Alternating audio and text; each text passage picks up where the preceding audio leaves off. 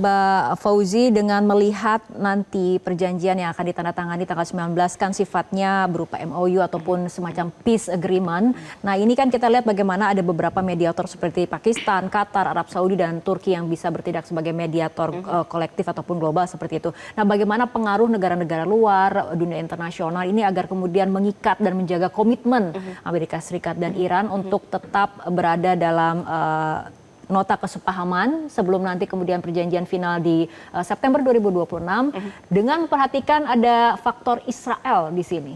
Saya rasa satu hal yang kita paling bisa lihat dari indikator keberhasilan tanda tangan 19 Juni ini adalah dilakukan di Jenewa, Mbak.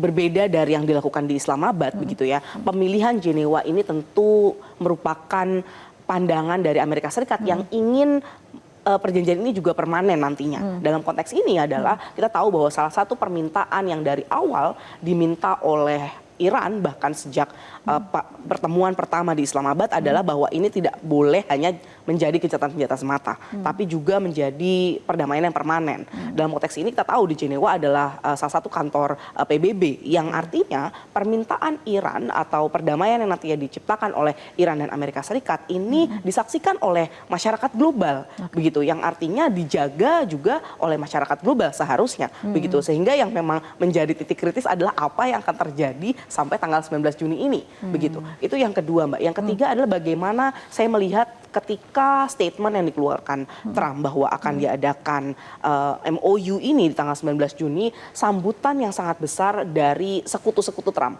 Karena kita tahu bahwa sejak awal dilakukannya perang ini, begitu ya, sekutu Trump, negara-negara NATO ini tidak ingin terjun lebih banyak, begitu. Tapi justru mereka yang juga dirugikan, begitu ya, dalam konteks strategi cost imposition yang dimiliki oleh Iran juga bleeding them dry, begitu. Nah, cost them a lot. Nah, dalam konteks ini makanya kita lihat dari konteks dari sisi UK, Inggris, begitu ya, Jerman dan lain sebagainya, ini langsung memberikan statement yang mendukung perdamaian. Namun, yang menurut saya juga harus menjadi poin atau berperan paling besar dalam konteks ini adalah China dan Rusia. Kita tahu bahwa kegamangan negosiasi itu sangat terlihat pasca Pakistan atau Islamabad yang pertama, begitu ya. Dan apa yang dilakukan oleh Trump ketika datang ke Cina dan setelah itu Putin juga datang ke Cina, begitu ya. Dan kita lihat Arashi juga datang ke Rusia. Ini menunjukkan bahwa sebenarnya posisi sentral dalam konteks menjaga negosiasi ini ada pada Tiongkok dan juga Rusia, di mana saat ini kalau kita lihat memang Rusia, Putin sangat dekat dengan Trump, dan juga Cina saat ini sedang hangat-hangatnya dengan Amerika Serikat. Oke, Prof, saya akan bergeser ke Prof dengan melihat posisi dari Israel yang membangkang seperti itu, kemudian ada kesepakatan draft kesepakatan damai Amerika Serikat Iran, tapi di sisi lain juga ada ekonomi global yang kemudian sangat menuntut minyak untuk segera dialirkan untuk menurunkan harga minyak dunia. Dengan kondisi saat ini terbaru, dengan adanya nanti ditandatangani kesepakatan di tanggal 19 Juni, apakah kita akan memang berhadapan dengan harapan yang baru mengenai perdamaian? Ya, kita mempunyai alasan untuk berharap bahwa tanggal 19 itu bisa menjadi kenyataannya. Dan negara-negara di Timur Tengah, saya berpikir mereka berada pada posisi untuk mendukung itu.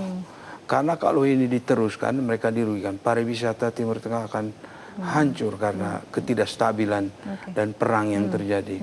Jadi saya duga mereka akan mendukung ini terjadi, tapi itu juga penting untuk dicatat bahwa ini harus ada legitimasi internasionalnya, gitu ya.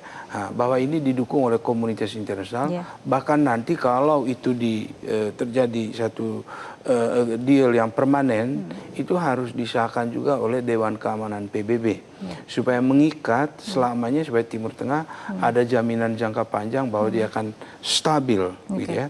Jadi legitimasi internasional itu dibutuhkan. Kalau semuanya berjalan lancar antara sekarang sampai tanggal 19 dan juga 60 hari sesudah itu. Ya, kita semua berharap bahwa semuanya akan bekerja dengan baik dan Trump bisa menekan Netanyahu untuk tidak menggagalkan ini. Karena kalau ini gagal sekali lagi, sulit sekali membayangkan apa kira-kira solusi yang lebih baik daripada yang sekarang ini, ya, di mana bisa diterima Iran, bisa diterima Amerika Serikat. Itulah harapan terbaik dunia saat ini. Dan Rusia dan China juga saya kira mereka akan mendukung, karena mereka juga menderita karena rantai pasok yang terganggu, energi juga yang terganggu, semua orang terganggu karena itu.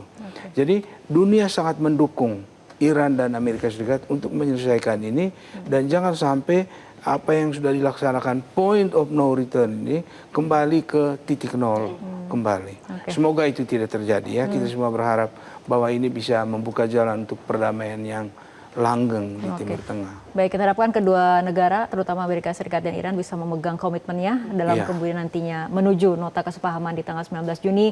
Untuk kemudian kita harapkan bisa diikat secara resmi dengan legitimasi internasional di September 2026 nanti. Baik, terima kasih Profesor Alexius dan juga Mbak Fauzia dan juga Mbak Tia telah berbicara bersama kami malam hari ini. Pemirsa, kesepakatan damai telah membuka jalan, namun perdamaian sejati belum sepenuhnya menjadi tujuan. Selama kepentingan masih berbenturan dan ketegangan belum mereda, Timur Tengah akan tetap menjadi panggung penuh kalkulasi. Semoga yang dikedepankan adalah dialog bukan konflik, yang diperkuat adalah stabilitas bukan rivalitas, agar harapan kedamaian tidak berhenti di atas kertas kesepakatan, tetapi benar-benar terwujud menjadi kenyataan.